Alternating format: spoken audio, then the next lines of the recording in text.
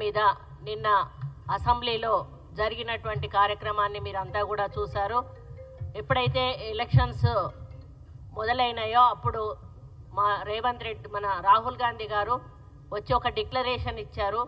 తప్పకుండా బీసీ కులగణన జరగాలి అని చెప్పి వారు ఆదేశాలు ఇవ్వడం జరిగింది.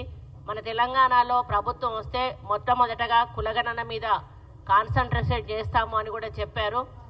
మరి ఆయన పాదయాత్ర చేసేటప్పుడు ఆయనకు అనుభవంతో ఈ ఆలోచన వచ్చింది. ఇప్పటి వరకు ఎక్కడా కూడా కులగణన అధికారికంగా జరగలేదు. గతంలో ఎప్పుడో బ్రిటిష్ కాలంలో జరిగితే ఆ తర్వాత 2011 సెన్సెస్నే మనం కంటిన్యూ చేస్తూ ఉన్నాము.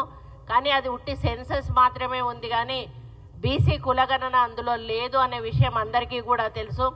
మరి రాను రాను బీసీల పర్సంటేజ్ పెరుగుతూ ఉన్నా కూడా బీసీలకు సామాజిక న్యాయం, ఆర్థిక న్యాయం, ఉద్యోగ, విద్య, ఇతర రంగాల్లో సరి అయిన న్యాయం జరగడం లేదు అనేటువంటి ఒక ఆలోచనతోటి రాహుల్ గాంధీ గారు తప్పకుండా బీసీ కులగణన జరిగి అందరికీ కూడా సమానంగా అన్ని హక్కులు పొందే విధంగా మనం ఇక్కడి నుంచి నిర్ణయాలు తీసుకోవాలని వారు కోరడం జరిగింది. దాన్ని దృష్టిలో పెట్టుకొని మన ముఖ్యమంత్రి గారు రేవంత్ రెడ్డి గారు అధికారంలోకి రాగానే మరి ఏవైతే రాహుల్ గాంధీ గారు ఇచ్చారో దానిని అమలు చేయడానికి బీసీ కులగణన చాలా పగడ్బందీగా చేయడం జరిగింది. మరి దాన్ని ఈరోజు మేము ఒక రిపోర్ట్ రూపంలో అసెంబ్లీలో పెట్టి మరి స్టేట్మెంట్ రూపంలో దాన్ని వాళ్లకు డిస్కషన్కు పెడితే, డిస్కషన్ కూడా స్టేట్మెంట్ అంటే వినాలి, అయినా కూడా డిస్కషన్కు కూడా పెట్టాం. డిస్కషన్కు పెట్టినప్పుడు వాళ్ళు ఏమైనా తప్పులుంటే చెప్పాలి, సలహాలుంటే ఇవ్వాలి, ఏమైనా సూచనలుంటే చెయ్యాలి.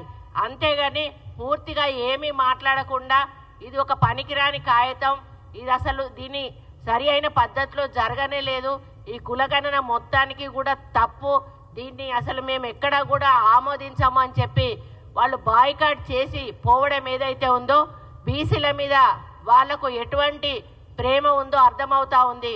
ఈరోజు మేము చేసినటువంటి ఈ సర్వేను అమలు చేస్తే మేమిస్తే చచ్చుకుంటా వాళ్ళు కూడా అంత పర్సంటేజు బీసీలకు ఇవ్వాల్సి వస్తుందనేటువంటి ఒక భయంతో దీన్ని పక్కకు పెట్టి మేము బాయ్కాట్ చేస్తూ ఉన్నాము.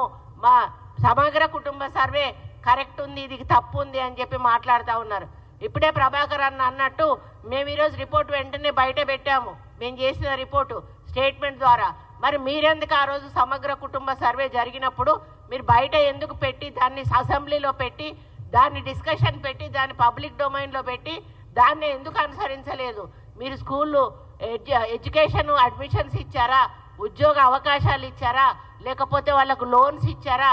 మరి ఈ విధంగా బీసీలకు రావాల్సిన హక్కులేమన్నా మీరు సమగ్ర కుటుంబ సర్వే జరిపించి ఇచ్చిన సందర్భం ఏమైనా ఉందా అని చెప్పి ఈ సందర్భంగా నేను అడుగుతా ఉన్నాను.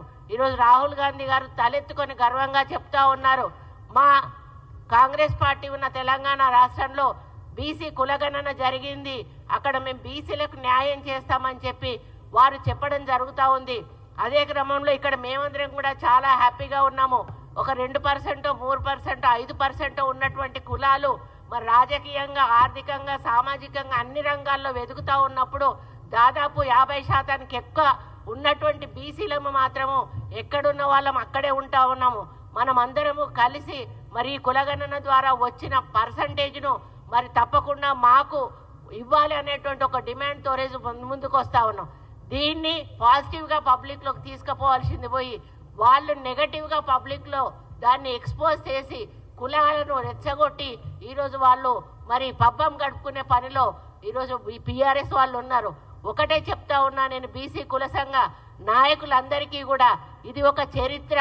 మరి ఎప్పుడో బ్రిటిష్ వాళ్ళ తర్వాత 2011 తర్వాత ఈరోజు రాహుల్ గాంధీ నాయకత్వంలో రేవంత్ రెడ్డి గారు చేసిన ఈ కులగణన చాలా ప్రతిష్టాత్మకమైనది, మన జీవితాలను మార్చేటువంటి కులగణన.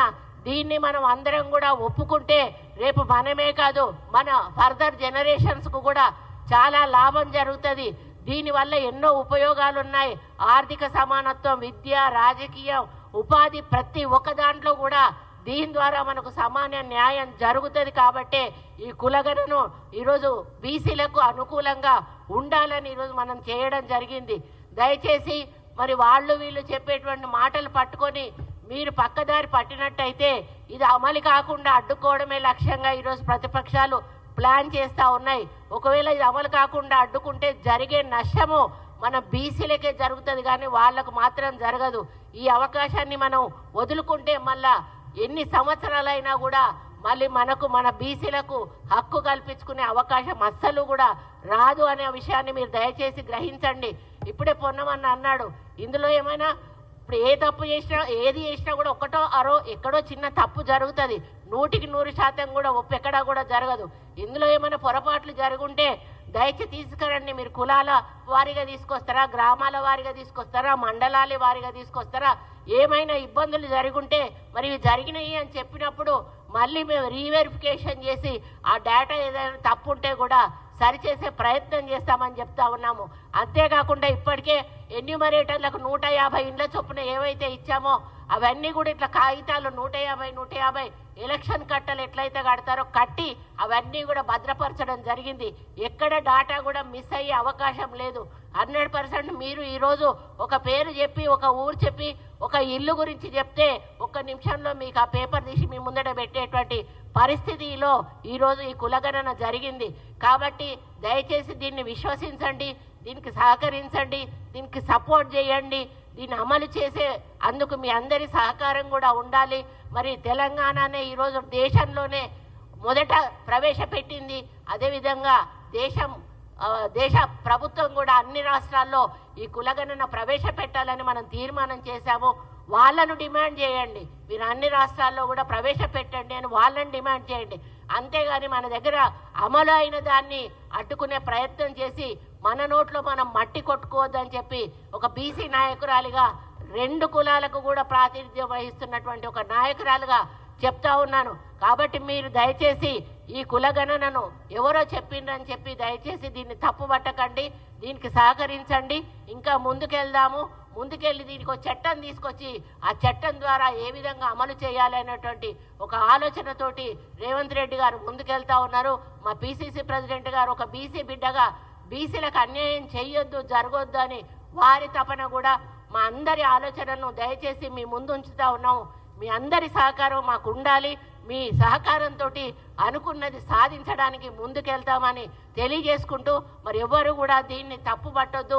దీన్ని తప్పు పడితే మీ పిల్లల భవిష్యత్తును మీరు చేతులారా నాశనం చేసుకున్న వాళ్ళు అవుతారు. కాబట్టి మరి మంది మాటలు పట్టుకొని దయచేసి దీన్ని అడ్డుపడే ప్రయత్నం చేయకుండా అందరూ కూడా కదిలి వచ్చి ముందుకెళ్తే ఈ యొక్క బీసీ కులగణన అనేది మనకు శాచురేషన్ అంటే మనకు అథెంటిక్గా ప్రభుత్వం ద్వారా ఇది అవుతుంది. దాని ద్వారా రేపు భవిష్యత్తులో ఏ కార్యక్రమం జరిగినా కూడా దీన్ని బేస్గా తీసుకొని చేసే అవకాశం ఉంటుంది. కాబట్టి మీరందరూ కూడా సహకరించాలని అన్ని బీసీ కులాలకు సంబంధించినటువంటి సంఘాల నాయకులను ప్రజలను కూడా విజ్ఞప్తి చేస్తూ సెలవు తీసుకుంటా ఉన్నాను.